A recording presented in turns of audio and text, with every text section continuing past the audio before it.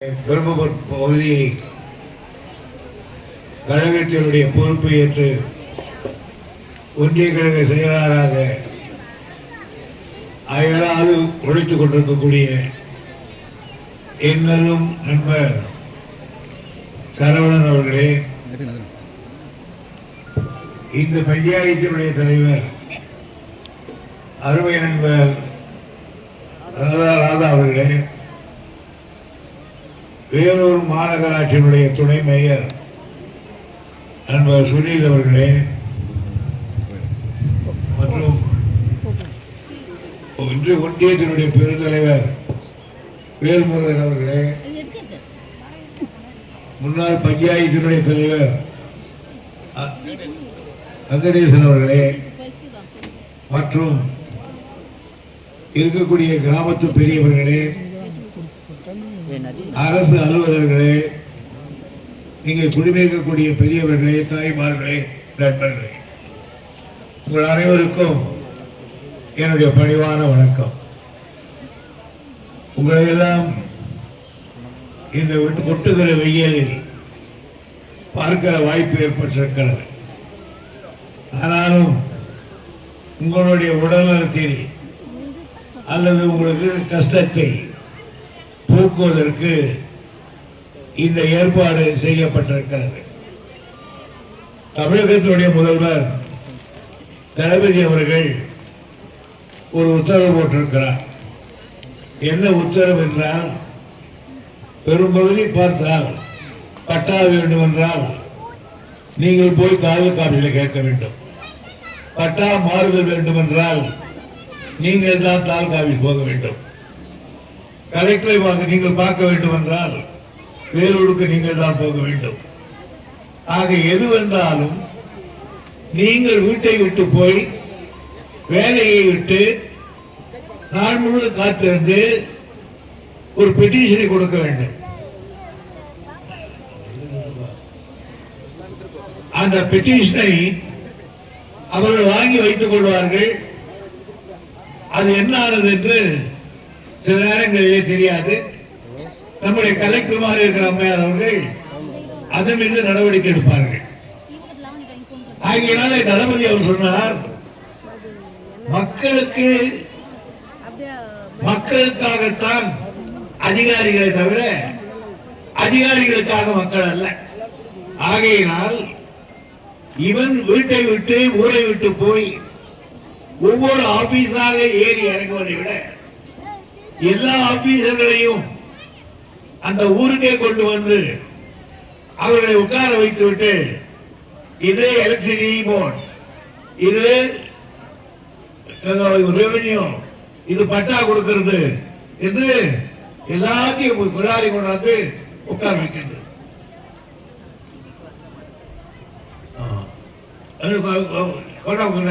ஆக எங்க பார்த்தா எல்லா அதிகாரியும் இருக்காங்க. 20-28 அதிகாரிகள் உட்கார்ந்துட்டு இருக்காங்க.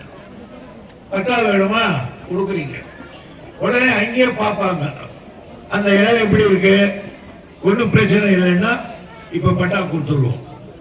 இல்ல ஏதாவது ஒரு பிரச்சனை இருக்கும்னா அதையெல்லாம் கட்டி எடுத்துட்டு போயிடுவாங்க. கட்டி எடுத்துட்டு போறவங்க அது மிட்டாய் கடையில் போட மாட்டாங்க. கலெக்டர் அவர்கள் 40 நாளைக்குள்ளாக அது என்ன ஆயிடுச்சுன்னு சொல்லிக் கொள்வாங்க.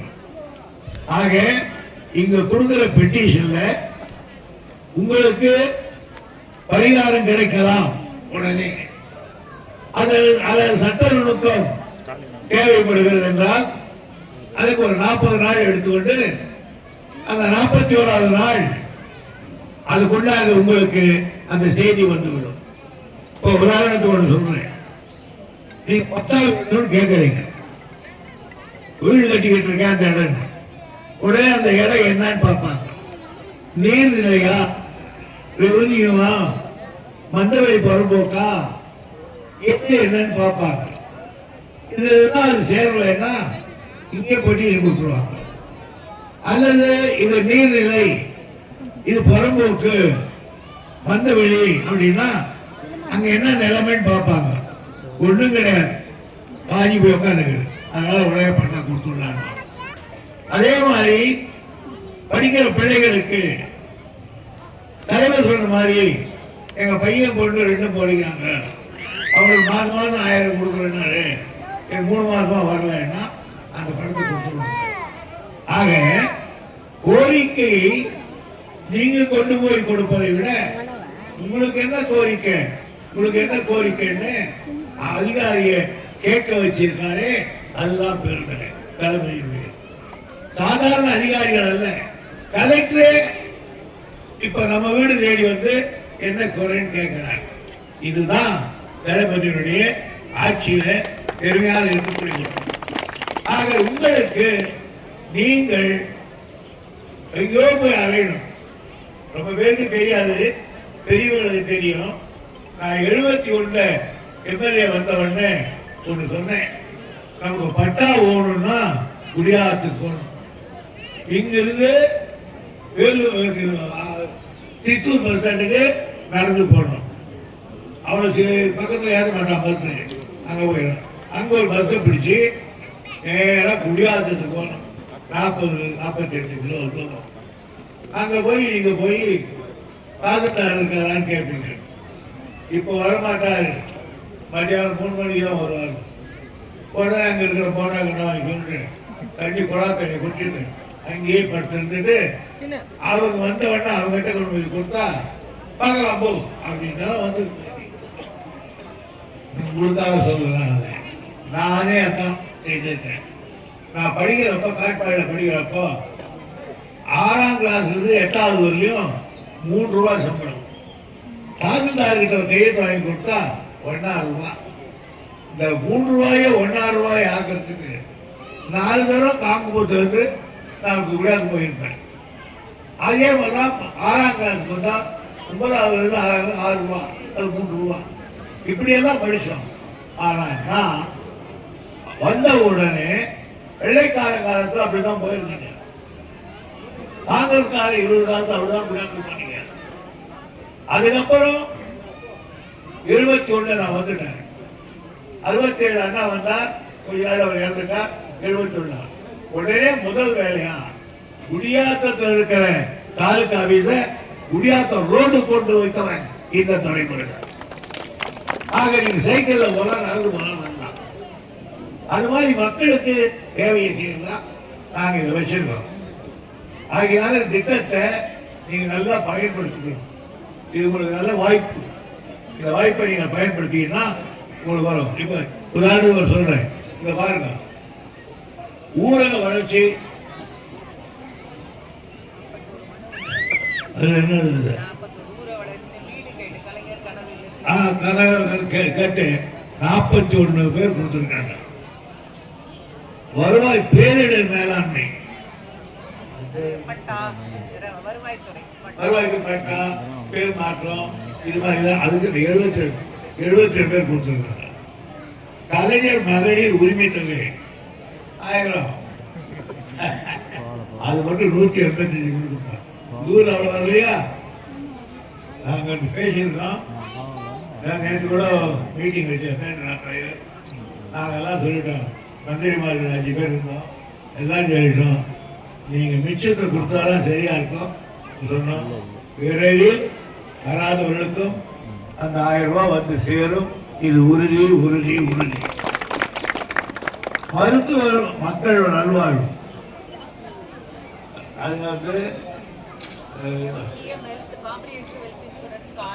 அதான் எரிசக்தி துறை 4 பாருங்க. எரிசக்தி எலக்ட்ரிசிட்டி போர்டுல 4 பேர் மனு கொடுத்துருக்காங்க. அதுல ஒன்றும் பிரச்சனை இல்லை. 2 பேர் கொடுக்க போறேன். பிரச்சனை இருக்கு, 2 பேர் அப்புறம் கொடுத்துருவாங்க. கூட்டுறவு உணவு நுகர்வோர் பாதுகாப்பு துறை 6 பேர். அந்த 6ல் 2 ரெடி. மாற்றுத்திறனாளிகள் துறை அது 2. ஆக தகவல் தொழில்நுட்பம் அது 25. மருத்துவ காப்பீடு 2. ஆதார் கார்டு 3. மொத்தம் 342 கேட்டிருக்காங்க. அதுக்கு தான் கொடுத்துருவோம். பெருமாபுரத்தை பொறுத்தவரை நீண்ட நெடுங்காலம் எங்களுடைய கட்சி ஈஸ்வரன் காலத்திலிருந்து மற்ற காலம் வந்து ரொம்ப ஓஹோன்னு இருந்த ஊர் இது. ஆகையினால இந்த ஊருக்கு நான் வந்த உடனே என்னென்ன செய்திருக்கிறது உங்களுக்கு தெரியுது. நீங்கள்லாம் உட்கார்ந்துருக்கிற இப்போ இதை ஹைஸ்கூல் ஆக்கி காட்டி பார்த்தவன் நான் தான் இதை ஹைஸ்கூல் ஆக்கி காட்டினேன். அது மட்டும் இல்லாமல் ஒரு நாள் சட்டசபை தான் உட்காந்துருக்கேன். பெருமாபுரத்தில் ஏதோ தண்ணி குடிச்சு வாந்தி எடுத்து 2 பேர் செத்து போயிட்டான்னு சொன்னாங்க. உடனே பறந்து வந்தேன். பறந்து வந்து அதை போய் பார்த்து ஆற்றுல பார்த்து இங்கே பார்த்து உடனே தண்ணி எடுத்து வெளியே எடுத்து கொடுத்து நானே இது மேலே ஏறிட்டேன். எல்லாரும் என்ன சார் பண்ணிட்டாங்க, டேங்க் மேலே ஏறிட்டேன். எல்லாரும் அதுக்கு என்ன பார்த்தாங்க, ஐயோ பாவம் வேண்டாம். ஆனால் அவங்கள ஏறி தண்ணியெல்லாம் பண்ணி அன்னைக்கு குடி தண்ணீர் கொடுத்தேன். உங்கள் ஊரில் முன்னெல்லாம் எல்லாம் கொஞ்ச நேரம் ஒற்றுமையாக இருந்தீங்க, சின்ன சின்ன சண்டை, அதனால ஒரு போலீஸ் ஸ்டேஷனே கொண்டாங்க. ஒரு போலீஸ் ஸ்டேஷனே கொண்டாந்துட்டேன். அப்புறம் என்னப்பா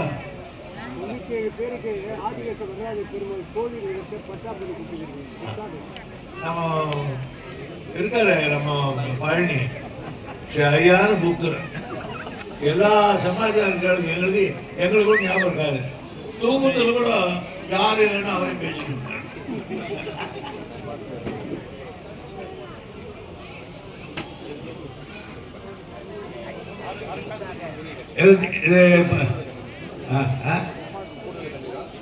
அதாவது இங்க வந்து கூடுதல் கட்டிட தேவைன்னா 1 கோடியே 40 லட்சம் ரூபாய் வாங்கி கொடுத்தேன். பில்டிங் கட்டிக்கிறேன், புது கட்ட போறப்போ அதையும் நான் தான் தடுக்க போறேன். அதுக்கப்புறம் ஆதிகேசவ பெருமாள் கோயில்ல நிலத்தை கொடுக்கவே மாட்டாங்க. அது என்டோர்மெண்ட் நிலம்னா கையை வைக்க முடியாது. அது சாமியை எடுத்துக்கிட்டு நான் சொன்னேன், இல்லை இது எடுத்து கொடுத்துடலான்னு. அது ஆண்டவன் தான். ஆண்டவன் சண்டைக்கு வரமாட்டாரு. அவர் பாட்டு பார்த்து உள்ள உட்காருப்பாரு, நெய்வேத்தியம் பார்த்துக்கிட்டு இது கொடுத்துடணும். எத்தனை பேர் கொடுக்கணும்? 97 பேர் பட்டா கொடுத்துருக்கோம். இதுவரை அதிகமாக நம்ம தொகுதியில் உங்களுக்கு தான் அதிகமாக செய்து எனக்கு. ஆகிய இதையெல்லாம் மனசில் வச்சுக்க. யார் யார் அதனால அதில் ஒன்று தான் இப்போ நீங்கள் போய் மறு கொடுக்கூடாது. அது கலெக்டர் வந்து உங்களை கேட்கணும் அப்படின்னு தலைவர் செய்திருக்கார். கலெக்டர் உட்காந்துருக்கார். எந்த ஊரையாவது நடக்குமா?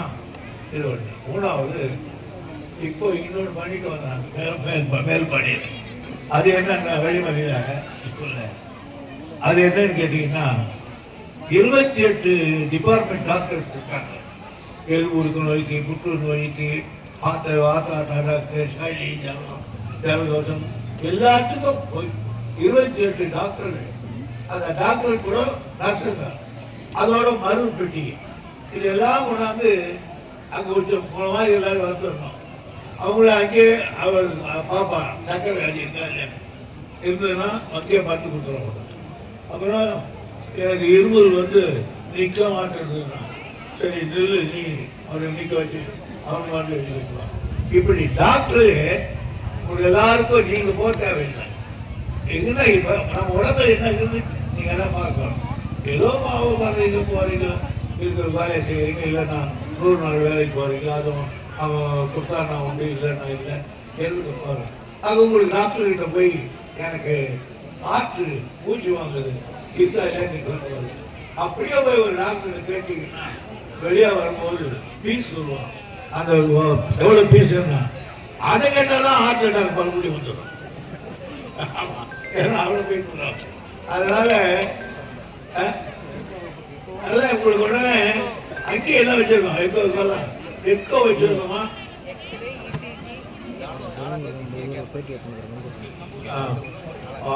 பெருமபுரத்துக்கு எல்லாம் எவ்வளோ அதே திட்டம் நம்ம ஊரில் 4ஆம் தேதி வருது. தயார் பண்ணிங்க. யார் யாருக்கும் ஊசலி, ஜலதோஷம், இலவசம் பார்த்து வியாதி, அதாவது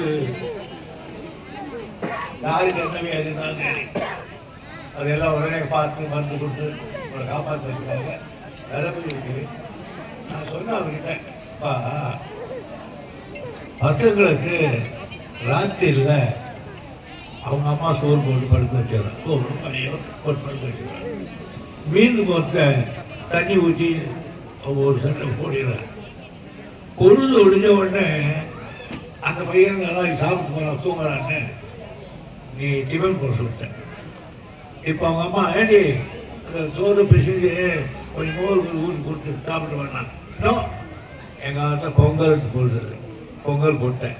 மத்தியானம் முட்டை கிட்ட எல்லாம் போட்டு எல்லாரும் போட்டு சொல்லி போட்டோம். காலையில் டிஃபன் போட்டோம் மாமூலு, மத்தியானம் நல்லா சோறு போட்டோம். ராத்திரி அவங்க பெத்த கடனுக்கு அதாவது போட்டோமே. நான் சொன்னேன் அதுக்கு போட்டுடலாமா, அட்டெல்லாம் போடலாம் எப்படி பசங்க வரும்போது புத்தகம் போட்டாங்க. டிஃபன் காரி எடுத்துக்கிட்டு தான் போதும். அது சப்பாத்தி கட்டி போட்டு போட்டு போடலாம் ராத்திரி. அந்த காலம் ஒன்று வரும் நினைக்கிறேன். அதனால நீங்கள் இது மட்டும் இன்னைக்கு வந்தது வந்துடலாங்க. 6ஆம் தேதி 4ஆம் தேதி என்ன குழந்தைங்களை கூட்டிடுவாங்க, பெரியவங்களை கூட்டிடுவாங்க, எல்லா வியாதியும் பார்ப்பாங்க. அதாவது ஒரு அட்டாக் அப்படி இருக்கிறான், அதுக்கு இசிஜி பார்ப்பாங்க, அதை அடுத்து எக்கோ பார்ப்பாங்க. இது பெரிய பெரிய ஆஸ்பத்திரியில் தான் அந்த கருவி இருக்கும். அந்த கருவி இன்னைக்கு இருக்கும்போது இன்னைக்கு வள்ளிமலையில் இருக்கு. ஆகையினால எல்லா வியாதி இருந்தாலும் சென்னையும் குறைஞ்சி வெள்ளை சொல்லுவோம் என்ன போதும் எல்லாரும் கொடுத்துருவோம். எனவே உங்களையெல்லாம் நான் ரொம்ப சந்தித்ததில் மகிழ்ச்சி. ஒன்று வச்சுங்க, நான் எங்கே இருந்தாலும் உங்கள் ஞாபகம் தான் இருக்கும். அதனால தான் எனக்கு தெரியுங்க. குழந்தைய பெற்றவோ மக்கள் தொட்டில் கட்டி குழந்தைய போட்டு போயிடுவார். ராத்திரி அறுப்பது அவளை நாங்கள் அறுத்துக்கிட்டு இருக்கும்போது மணி நல்லா பிடிச்சிருக்குது, மணி எல்லாம் சேரும் அப்படி அதை காணிக்க மாட்டான். அவருக்கு அது எல்லாத்தையும் முடிச்சுருக்கோமோ பால் நட்டு பார்த்தாங்க. அதை போல்தான் நான் எங்கே இருந்தாலும் என் தொகுதியில யார் யாருக்கு எவ்வளவு செய்ய வேண்டும் என்பதை செய்யக்கூடியவன் தான் ஒரு தாய் மனப்பான்மையோடு என்பதை எடுத்து கூறி உங்களையெல்லாம் சந்தித்தவரை மகிழ்ச்சி. ஒவ்வொருவரும் ஒரு வகையை பெருகிறது கேட்டு வாய்ப்புக்கு நன்றி விடைபெறுகிறேன். நன்றி வணக்கம். தற்பொழுது இன்றைய முகாமில்